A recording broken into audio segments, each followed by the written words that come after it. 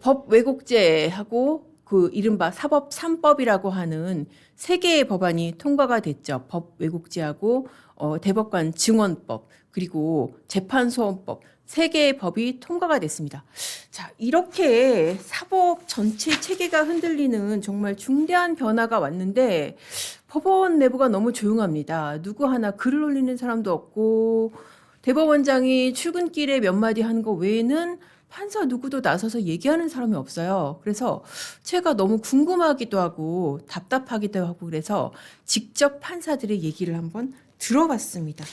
정말 들어보니까 이게 분노를 넘어선 차원이구나. 이거는 판사들의 어떤 실존적인 위협을 느끼는 상황이구나. 그런 생각이 들었거든요. 그래서 오늘 그 목소리를 생생하게 전달해 드리겠습니다.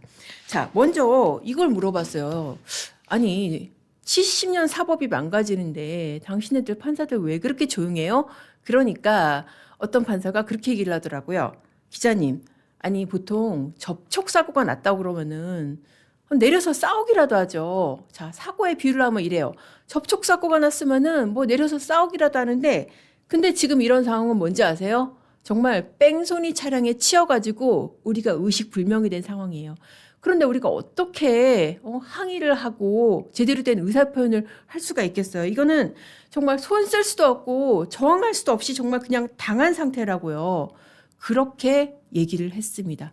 그 정도로 판사들이 느끼는 위기감이 정말 실존적 위협 수준이고 왜 우리도 그렇잖아요. 그냥 한 대를 뒤통수를 딱 맞아요. 그러면은 뒤돌아서 왜 때려 하고 상대방한테 뭐 멱살을 잡거나 할 수가 있는데 정말 뒤통수를 무거운 둔기로 가격을 당했어요. 쓰러져서 의식이 없어요. 그러면은 아무 말도 못하는 거예요. 그냥 그 자리에 엎어져 있는. 지금 판사들의 상태도 그런 상태라고 이건 제 짐작이 아니라 정말 현직 판사가 그렇게 얘기를 했어요. 자, 그래서 도대체 이게 어떻게 이렇게까지 됐는지 한번 차근차근 짚어보겠습니다. 사실 이거는 제가 이제 과거에 칼럼으로도 한번 쓴 주제인데 우리 헌법에 치명적인 약점이 있습니다. 바로 의회 독재를 막을 방안이 없다는 거예요. 지금 체제가 87년 체제잖아요. 그러니까 87년 체제라는 것은 대통령의 독재를 막는 데만 주력이 주어진 그런 헌법 체제란 말이에요. 그래서 의회 독재라는 상황은 이 헌법 시스템 내에서 생각을 못했다는 겁니다. 그래서 구체적으로 우리 헌법 내에서는 의회가 아무리 권한을 남용하고 아무리 폐악질을 해도 이걸 견제할 방안이 없습니다. 자, 구체적으로 보여드릴게요. 국회의원을 탄핵하는 제도 없습니다. 앞서서 민주당이 30번을 탄핵을 했다고 그랬죠. 대부분 다 기각이 됐는데 자, 그러면 국회의원도 우리 탄핵해야 되는 거 아니야? 저렇게 권한을 남용하는 국회의원 탄핵해야 되는 거 아니야? 생각이 드시죠. 그런데 정말 아쉽게도 우리 헌법에는 국회의원은 탄핵 대상으로 규정이 안 돼 있습니다. 자, 그리고 국회의원 소환제도. 소환제도라는 것은 임기 중에도 끌어내릴 수 있는 어떤 잘못이 있으면 끌어낼 수 있는 그런 제도인데 이게 지자체장한테는 있는데 국회의원한테는 역시 없습니다. 자, 그리고 국회 해산제도. 이거 같은 경우에는 이번에 윤석열 전 대통령 판결문에서도 재판부가 언급을 했죠. 그럼 선진국은 그러면 도대체 국회하고 대통령하고 싸우면 어떻게 되느냐. 그런 의문에 대해서 그 재판부가 그렇게 얘기를 했죠. 선진국 같은 경우에는 양자의 갈등을 해결하는 제도적 장치가 있다. 그 중에 하나로 언급한 게 바로 국회 해산제. 그러니까 대통령이 보기에 국회가 너무나 난잡하고 권한을 남용한다. 그러면은 국회 해산을 시킬 수 있는 그런 제도가 있는데 우리도 과거에 있었습니다. 과거 헌법에는 있었는데 지금 87년 체제에서는 그런 제도가 없는 겁니다. 이런 식으로 의회 독재를 막을 제도가 없다 보니까 의회에서 아무리 말도 안 되는 법을 만들더라도 이걸 견제할 방안 자체가 없다는 것이죠. 자, 그렇게 해서 이렇게 독주를 견제할 수 없게 된 사이에 결국 사법 3법, 정말 악법 3법이죠. 이 세 개의 법안이 줄줄이 통과가 됐습니다. 이게 얼마나 심각한 상황인지 판사들이 느끼는 감정을 제가 그대로 전달을 드리자면요. 이렇게 얘기를 하더라고요. 이 전화가 없던 시절, 휴대전화도 없고 집집마다 전화도 없던 시절에 유일한 온 마을의 통신수단이 공중전화였습니다. 저도 사실 옛날 사람이라서 그런 시절을 좀 일부 겪었습니다. 정말 공중전화 앞에 사람들이 길게 줄을 서서 앞사람 통화 언제 끝나나 기다리고 있던 그 시절 말이죠. 그런데 그 시절에 이 유일한 통신수단이던 마을의 공중전화를 두드려 부수는 그런 행위나 마찬가지다. 지금 민주당의 법안들이 그렇다는 것이죠. 자, 수사권 조정해가지고 뭐 검찰이 힘이 약해지고 뭐 약해진 데 이어서 이제 검찰 자체가 아예 폐지된다고 그러죠. 100번 양보해서 검찰이 폐지되면은 뭐 수사 경찰이 한다고 쳐요. 그런데 법원은 그렇지가 않다는 겁니다. 대체제가 없어요.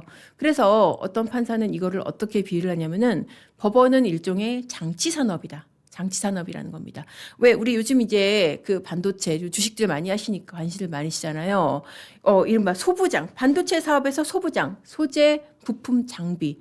정말 필수적인 그 산업의 인프라라고 할 수 있죠. 그것처럼 법원이라는 것은 대체제가 없는 어떤 사회의 기본적인 장치 산업인데 이거를 두드려 부시는 겁니다. 왜? 마음에 안 든다고. 내 마음에 안 드는 판결했다고 지금 이렇게 두드려 부수는 거나 마찬가지다. 그래서 이 판사가 하는 얘기가 그거예요. 지금 이렇게 법 왜곡죄를 만들고 정말 사법 3법이라고 하는 이런 법들을 통과시키는 행위가 통신수단이 없던 시절에 마을의 유일한 통신수단이던 이 공중전화를 부수는 행위하고 똑같다. 그래서 실제로 이런 행위들이 70년대 이럴 때는 정말 기소가 돼서 엄하게 처벌을 받았다는 겁니다. 지금으로 치면은 뭐예요? 데이터 센터 마비시키고 뭐 KT 들어가가지고 통신 장비 마비시키는 해킹하는 이런 정도의 행위라는 것이죠. 지금 입법 권력이 저지르는 이런 행위가 바로 국가 전체의 소통망을 끊는 거하고 마찬가지의 심각한 해악을 가져오는 그런 행위라는 거예요. 자, 그리고 여기서 중요한 포인트가 하나 있습니다. 이 피해자가 누구다? 이런 폐악질의 피해자가 판사가 아니라는 거예요. 판사들이 그렇게 얘기를 합니다. 피해자가 우리가 아니에요. 바로 국민입니다.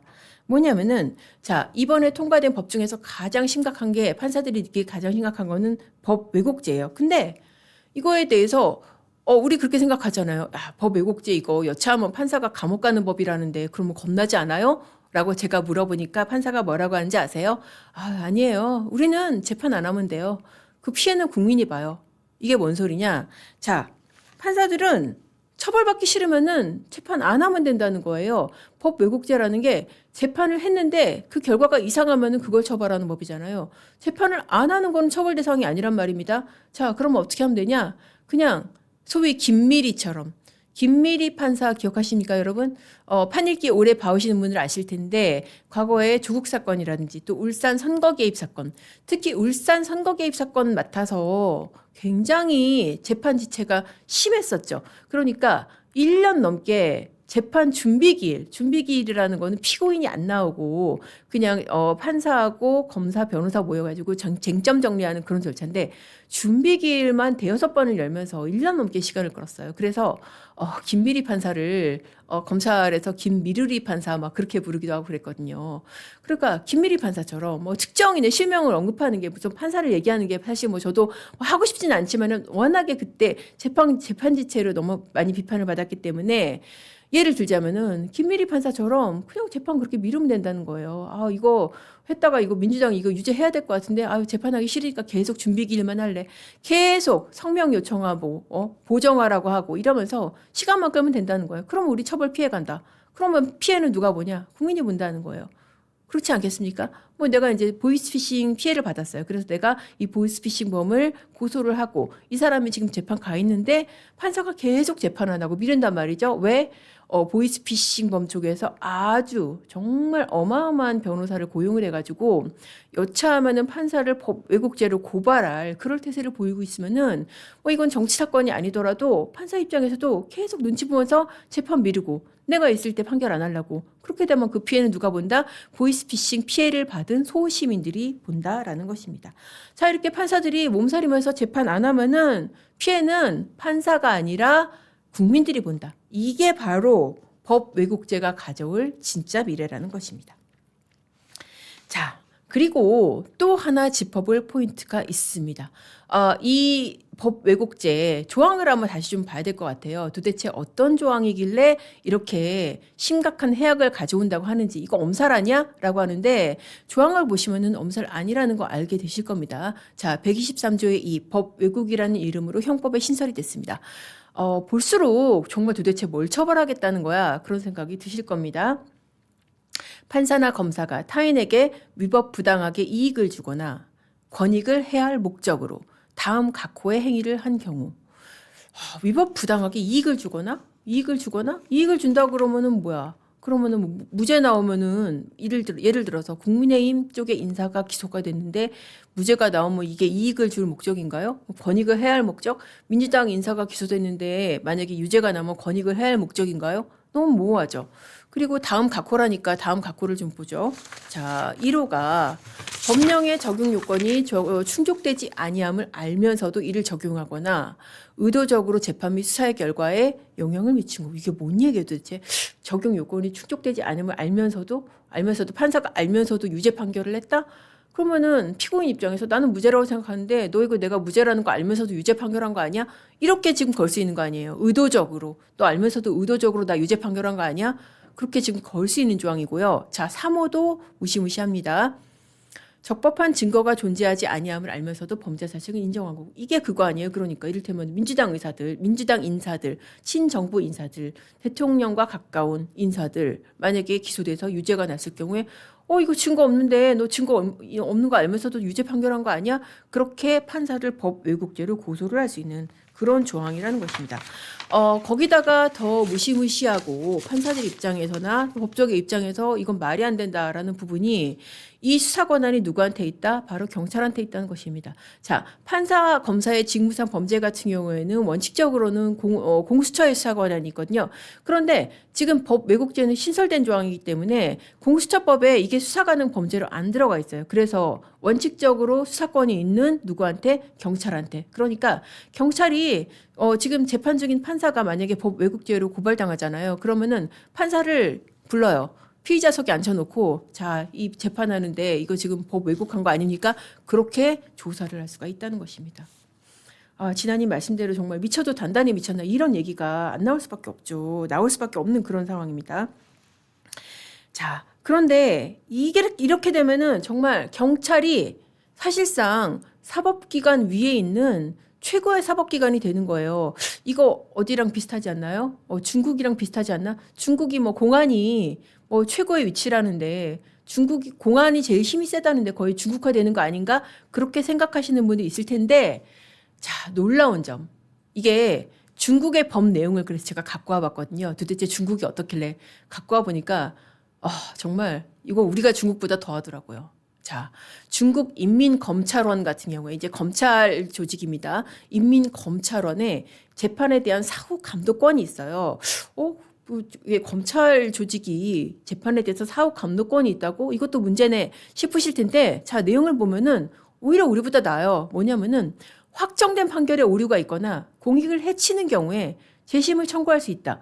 그거는 그렇게 해야 되는 거 아니에요? 그쵸? 확정 판결에 결정적인 오류가 있거나 공익을 해치는 경우에 재심을 청구할 수 있다. 자, 이거는 반대 해석으로 하면 뭐예요? 확정된 판결에 대해서 그렇게 할 수 있다는 거니까 계속 중인 사건, 진행 중인 재판에 대해서는 이거는 재판 독립의 원칙상 이 인민검찰원이 감독권을 행사할 수 없다는 거 아닙니까? 자, 또 한번 보시겠습니다. 그러니까 우리나라 같은 경우에는 어때요? 아까 법 왜곡죄 조항 보셨잖아요. 확정된 사건이라는 단서가 있습니까? 없습니까? 없습니다. 그 우리나라 같은 경우에는 재판 중인 사건에 대해서도 당사자가 검사, 판사 고발하고 그리고 경찰이 판사든 검사든 불러서 피의자석에 앉힐 수가 있다는 것입니다. 중국보다 더하죠. 자, 그리고 중국의 법관 처벌 사유를 보시겠습니다. 이것은 이제 어디 나온 거냐면은 제가 이제 어제 여러 가지 문헌을 다 찾아봤어요. 중국 최고인민법원, 최고법원이죠. 최고법원에서 인민법원의 사법 책임제 개선에 대해서 몇 가지 의견을 내서 결국 이런 사안들에 대해서는 판사도 처벌해야 된다, 법관을 처벌해야 된다라고 정리한 사유인데, 자 보시면은 뇌물수수, 사익도모, 그리고 증거자료 변조, 은닉, 위조, 또 주요 증거 은폐 및 고의적 허위자료 보고, 합의 결과와 다른 판결문, 그러니까 판사들이 3명의 재판부원들이 있으면 합의를 해서 판결문을 쓰잖아요. 근데 예를 들어서 무죄라고 합의해놓고 판결문 쓰는 판사가 유죄라고 쓰면 이건 말이 안 되죠. 그런 거 처벌한다는 것이고, 또 요건을 갖추지 않은 사람에 대해서 불법으로 가석방한다. 자, 1호부터 5호까지만 보시니까 어떠세요? 아니, 이거 명백하잖아요. 누가 봐도. 이 정도 되면은 판사가 아니라 누구라도 처벌해야 되는 그런 범죄 아닙니까? 굉장히 객관적인 범죄 행위잖아요. 자, 비교해 보세요. 아까 법 왜곡죄 다시 한번 보여주시겠어요? 법 왜곡죄. 타인에게 이익을 주거나 권익을 해야 할 목적 다음 갖고 다시 한번 보여주세요. 법령의 적용 요건이 충족되지 아니함을 알면서도 적용하거나 의도적으로 재판 및 수사의 결과 어떠세요, 여러분? 자, 중국이 낫다, 우리가 낫다. 제가 지금 투표창에 있으면 진짜 투표를 붙여보고 싶을 정도로, 야, 차라리, 이거 중국화되는 거 아니야?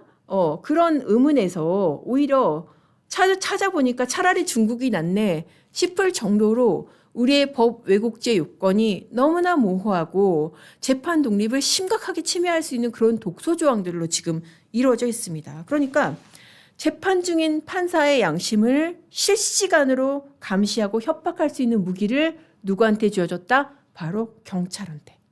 자, 이게 바로 민주당이 꿈꾸는 사법개혁일까요? 그러면은 이제 정말 사법부가 무너져서 우리 국민의 최후 보루가 없어지는 그런 최악의 결과로 치닫지 않을까 정말 걱정이 됩니다. 그래서 앞으로 법 시행되면은 어떤 양상들 일어나는지 제가 똑똑히 보면서 실시간으로 전달을 해드리겠습니다.